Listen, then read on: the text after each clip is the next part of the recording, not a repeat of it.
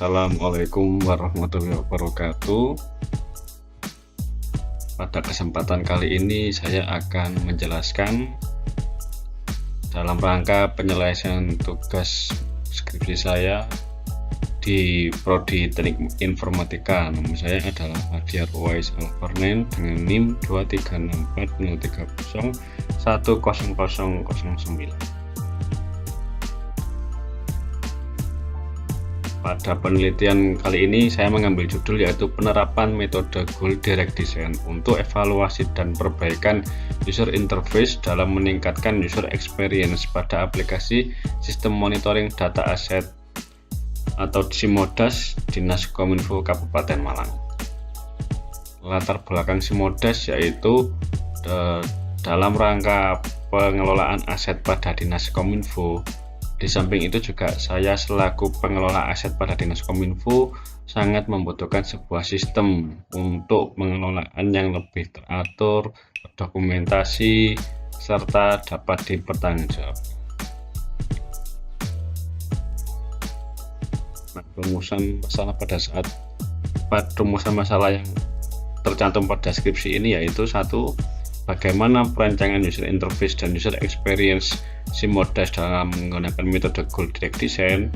Yang kedua, bagaimana hasil analisa dan evaluasi menggunakan SIMODAS dalam menunjang pelaksanaan tugas dalam pekerjaan sehari-hari menggunakan sistem usability scale. Batasan masalahnya ada 6, yaitu pengujian objek adalah Dinas Kominfo, perancangan user interface menggunakan metode Goal Direct Design, pengumpulan informasi 8 wawancara kepada user Kominfo, data aset adalah data Dinas Kominfo, pengumpulan data dikhususkan pada responden pada instansi pemerintah Kabupaten Malang, dan evaluasi pengguna menggunakan sistem usability scale. Tujuan penelitian adalah mendapatkan perancangan user interface sistem monitor data aset SIMODAS berdasarkan permasalahan pengguna yang dilakukan sesuai dengan metode Goal Direct Design. Kemudian ini adalah kajian pustaka, ada 2 kajian. Kemudian ini adalah kajian teori menggunakan dasar Alan Cooper tahun 2014 untuk Goal Direct Design, dan untuk sistem usability scale menggunakan dari John Brook tahun 1986. Kemudian metodologi adalah pengertian dari Goal Direct Design, yaitu metode perancangan desain yang berfokus pada tujuan dan kebutuhan user dan menerjemahkannya dalam bentuk desain user interface. Kemudian tahapan metode pada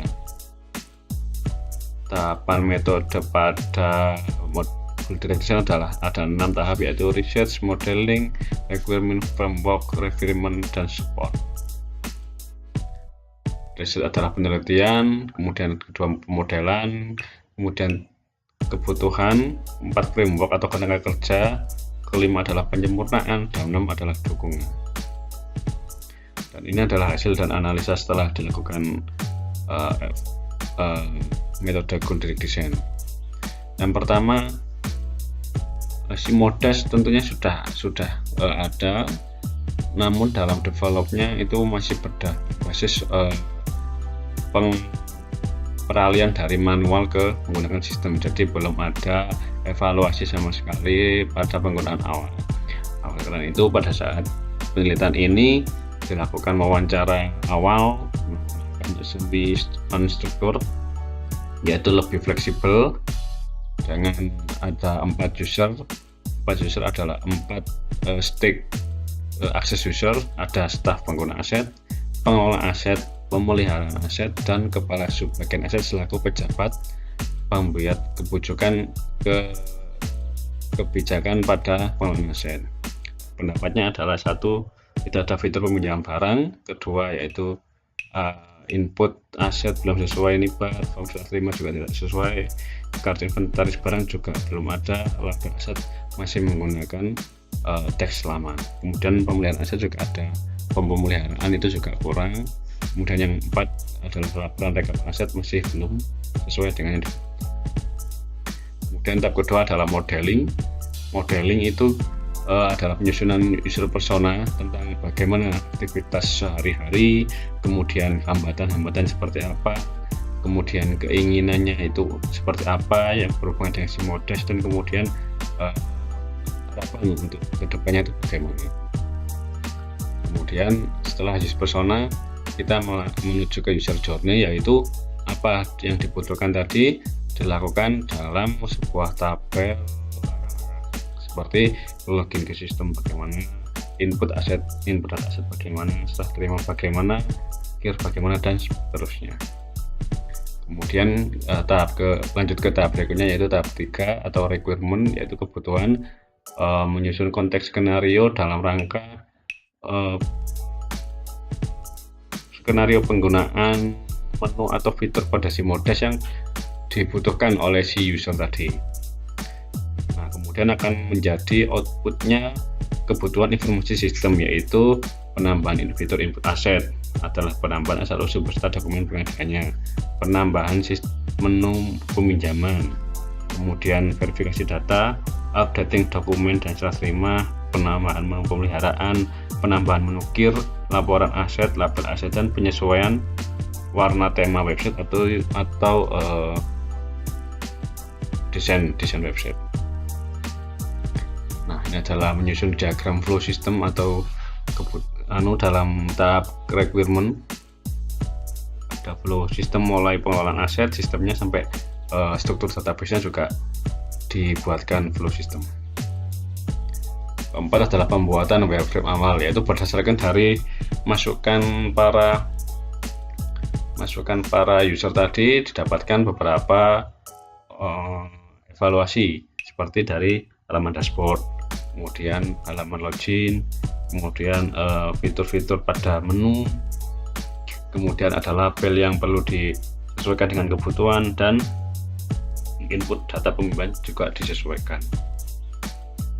Nah, setelah dari wireframe kita menuju ke prototype. Nah, di prototype ini sudah bisa ditampilkan hasil sebelum dan sesudah seperti yang bisa ditayangkan pada saat. Dan ini adalah masih prototype-nya sebelumnya, dashboard. Ini sesudahnya. Kemudian ini adalah penambahan menu baru dan outputnya juga. Dan ini adalah pada level set yang dihasilkan oleh sistem juga sudah berubah, yaitu sebelumnya hanya teks saja, yang sebelumnya teks, sesudahnya sudah ada QR code untuk mempermudah scan untuk detail aset. Kemudian ada support. Nah, tahap support adalah tahap akhir dalam pembuatan perancangan evaluasi menggunakan metode goal direct design, yaitu adalah pengujian prototype. Pengujian prototype yaitu kita menggunakan skenario, evaluasi skenario, bagaimana sih cara mengevaluasi sebuah sistem itu, yaitu pertama dengan memberikan tugas sesuai dengan kebutuhan yang disampaikan di tahapan awal tadi, dan jika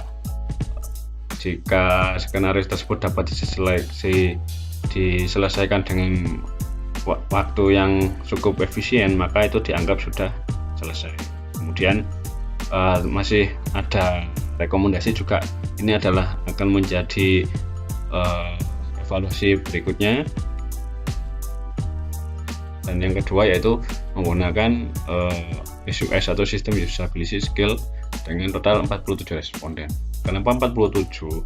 Karena total pengguna si modus ini bisa dipastikan lebih banyak dari 4 tadi, karena 4 tadi adalah hanya stake user aja, sedangkan 47 ini adalah beberapa pengguna yang termasuk ada pengelola aset, pemelihara aset, pengguna aset, dan itu satu instansi. Sudah dilakukan evaluasi menggunakan Google Form untuk pengambilan datanya dengan surveinya juga.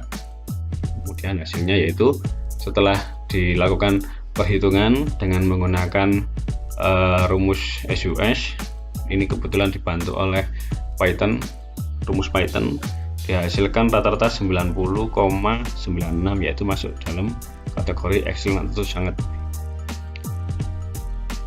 Nah, ini adalah kesimpulan perancangan user interface dan user experience dapat dilakukan dengan mengadopsi pendekatan GDD, yaitu berfokus pada pemahaman terhadap tujuan, perilaku, kebutuhan pengguna sehari-hari. Tahapan dilalui dengan riset pengguna, pembuatan persona, perumusan skenario, wireframe, dan iterasi desain. Dan ini menggunakan teknologi ini untuk mudah digunakan serta relevan dengan lokasi yang menggunakan di lingkungan dinas Kominfo Kabupaten Malang. Yang kedua, hasil analisa dan evaluasi terhadap sistem SIMODA menggunakan metode SUS menunjukkan tingkat penerimaan sangat tinggi pengguna dengan menghasilkan nilai yaitu 90,96 yang tergolong dalam kategori excellent dan setara dengan hasil persentase ke 95.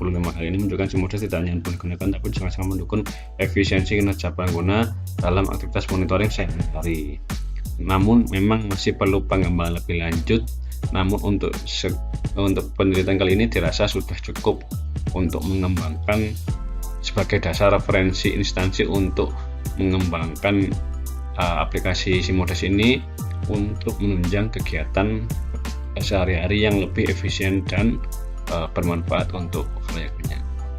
Terima kasih dari saya, penjelasan sebentar yaitu tentang penelitian evaluasi aplikasi SIMODA ini menggunakan Goal Direct Design. Semoga bermanfaat untuk banyak khalayak. Wassalamualaikum warahmatullahi wabarakatuh.